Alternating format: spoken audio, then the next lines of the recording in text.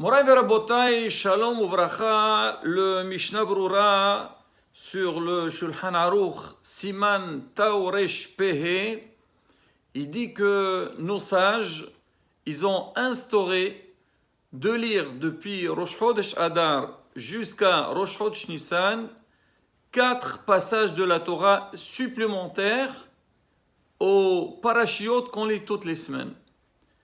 On sait que Adar, c'est le dernier mois de l'année selon la Torah, et Nissan, c'est le premier mois de l'année. Alors pendant cette période, alors chaque Shabbat, on sort un Sefer Torah en plus pour lire un passage qui est lié avec l'événement de la semaine ou du mois. Ces 4 Shabbatot s'appellent Shabbat Shkalim, Shabbat Zachor, Shabbat Para et Shabbat HaChodesh. Alors, qu'est-ce qu'il y a exactement dans ces Shabbatot-là? Alors, le premier Shabbat Shkalim, c'est qu'en fait, Rabotai, on sait qu'à l'époque de Beth HaMikdash, le dernier mois de l'année, on doit proclamer à tout le peuple d'Israël Mashmi'im ala Shkalim. On dit à tout le monde que chacun il doit apporter ce qu'on appelle Mahasit HaShekel, la moitié du shekel au Beth HaMikdash, pour qu'on puisse acheter avec ça des korbanot, des sacrifices quotidiens, que chacun il doit y participer. Chacun il doit avoir part dans ces korbanot. Comme on le lit dans la paracha de Rosh Chodesh, on dit et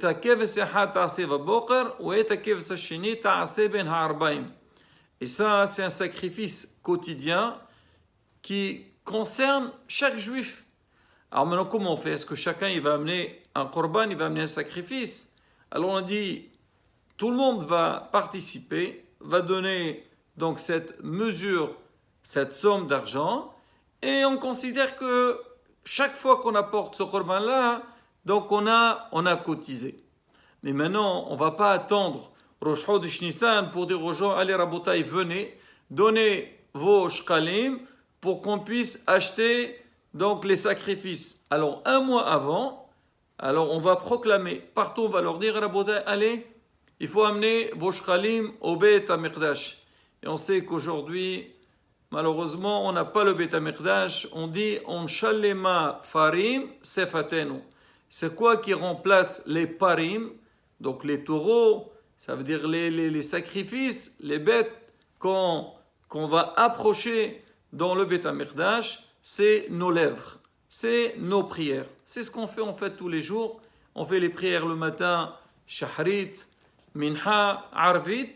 Ça représente les sacrifices qu'il y avait à l'époque de Beth HaMikdash.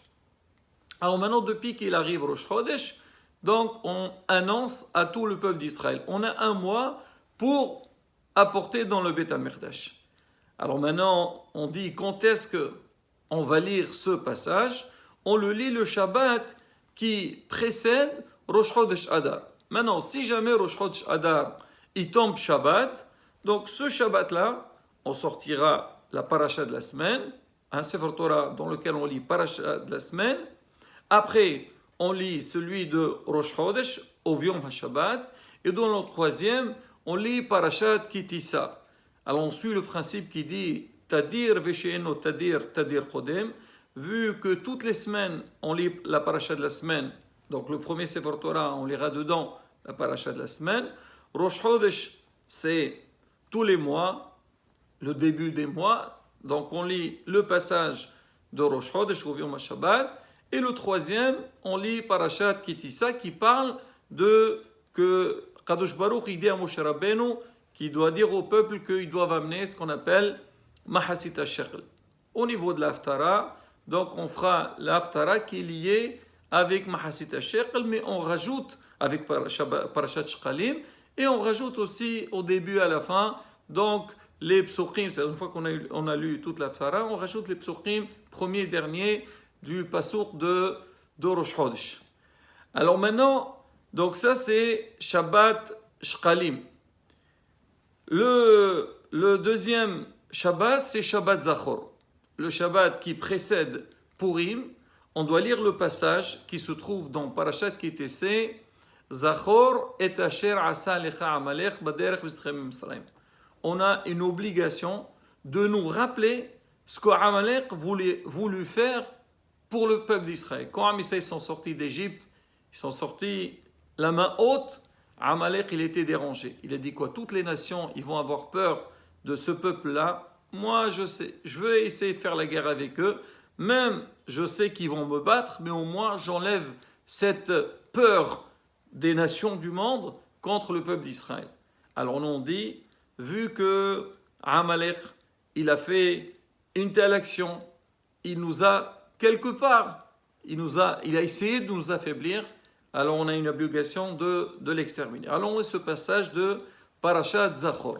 Alors pourquoi spécialement le Shabbat qui précède Purim? Parce qu'on sait, à Purim, on parle de quoi? C'est vrai, on appelle Megillat Esther, mais on parle aussi de Haman Arasha. Haman, il a voulu détruire le peuple d'Israël, il a essayé, il a même influencé sur le roi Ahashwerosh, qu'il lui a donné la permission de faire ce qu'il voulait du peuple d'Israël. Et Baruch Hashem, Shomer Israël.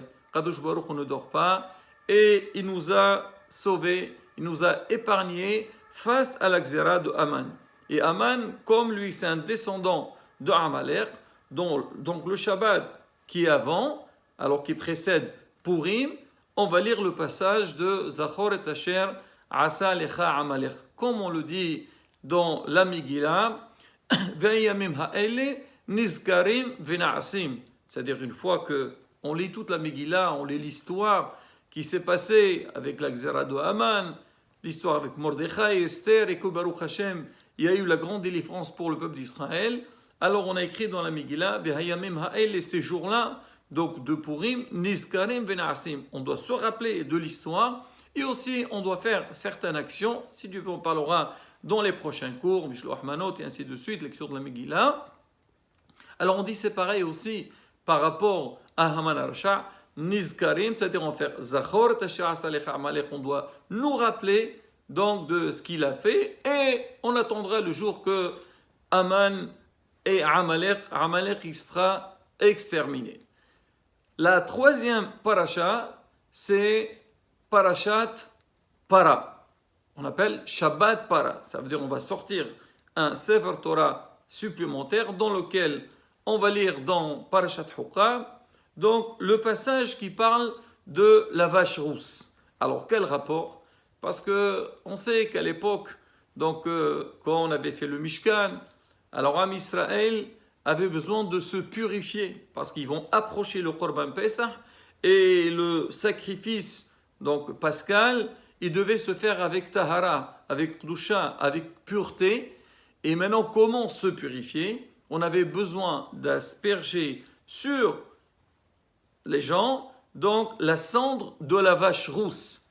Alors maintenant, qu'est-ce que, comme, et ce passage, donc Parashat Para, il parle donc de la procédure, comment faire avec la cendre de la vache rousse, comment purifier.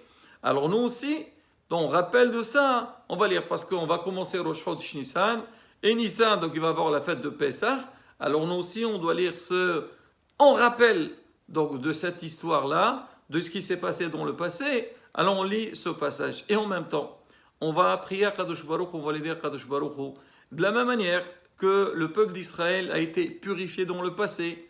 Donc il a pu faire les korbanot à l'époque du Mishkan et plus tard dans le Beth HaMikdash. Nous aussi, Bezat Hashem, tu jetteras sur nous ce qu'on appelle Mayim Tehorim, comme c'est écrit, Uzarakte alechem Mayim Tehorim venitartem. Moi, je jetterai sur vous de l'eau pure et vous allez vous purifier. Ça veut dire, on doit prier que Bezat Hashem, très prochainement, on aura le Beth HaMikdash et qu'on puisse faire les korbanot comme dans le passé. Et le dernier, c'est Shabbat HaChodesh, c'est le passage qu'on lit, il est dans Parashat Bo. Ahod Jazé, ce mois-ci, ce sera le premier des mois de l'année, qui est le mois de Nissan. Alors nous aussi, le Shabbat qui précède Rosh Chodesh Nissan, ou si jamais Rosh Chodesh Nissan ça tombe Shabbat, alors on lira ce passage en plus, donc en dehors de la Parashat Shavua, ce passage-là pour faire un rappel. C'est vrai que nous, le mois commence une fois qu'on voit la lune. Mais ça, il y a deux choses. Il y a le début du mois, donc qui est lié avec l'apparition de la lune, mais il y a aussi le premier mois de l'année, c'est le mois de Nissan. Nous aussi, on doit faire un rappel à ça. Alors sur ça, Rabotai, donc sur ces 4 parachutes qu'on vient de citer, alors le Shulchan Aruch, il a rapporté des petits rappels, parce que c'est vrai, on parle, on sait, tout le monde dit oui, on sait, le mois de Hadar, on sort des Sefer Torah supplémentaires chaque semaine, mais Rabotai, il y a certaines choses qu'on a besoin de connaître et se rappeler.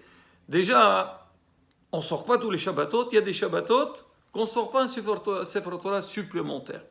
Alors comment on va se rappeler tout ça? Alors déjà, on dit que, pas on dit, le mois de Hadar, alors il tombe, il y a 4 jours dans lesquels il peut tomber le mois de Hadar, on dit c'est quoi? C'est Zavdou, Zayin, Bet, Dalet, Waw. Ça veut dire Rosh Chodesh Hadar, il peut tomber Zayin le samedi, Bet le lundi, Dalet le mercredi et Waw le vendredi.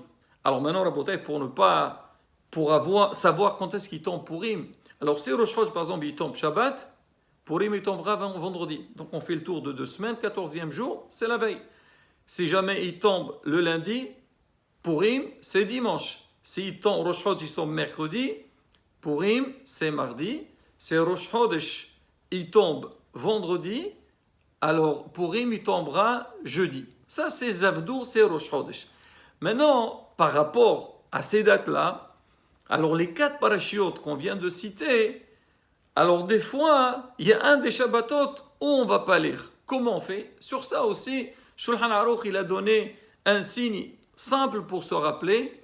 On dit Ztu, Bo, Dad, Uvio. Ça veut dire quoi? Je parle en chinois là. Alors on dit Ztu, ça veut dire quoi? Quand Rosh Chodesh Hadar, il tombe Zayin le Shabbat, donc le 15 du mois, ça sera un Shabbat où on ne sort pas un Sefer Torah supplémentaire. Parce qu'en vérité, c'est simple. Donc le premier Shabbat, on va lire Shabbat Shkalim. Le deuxième, Shabbat Zachor. Et Purim va tomber le vendredi. Le lendemain de Purim, on ne va pas faire parce qu'il faut Rosh Chodesh. Donc il y aura Shabbat Hodsh et Para. Donc celui-là, il sera vide. Si jamais Bet, ça tombe lundi, c'est beau. Le Waw du mois de Hadar, le Shabbat, il n'y aura pas un Sefer Torah en plus. Ça sera Shabbat Afsaka. Il n'y a pas. Si jamais ça tombe le Dalet, Rosh Chodesh, alors on a dit Dad, donc c'est Rosh Chodesh, ça tombe mercredi. Donc le Shabbat Dalet de Hadar, il n'y aura pas un Sefer Torah supplémentaire. Mais si ça tombe vendredi Rosh Chodesh, on va avoir 2 Shabbatot. On ne sortira pas un Sefer Torah supplémentaire. C'est quoi? On dit Ubio. Vav, il tombe le Vav, c'est-à-dire le vendredi. Donc le Bet du mois, le lendemain de Rosh Chodesh, il n'y a pas un Sefer Torah supplémentaire.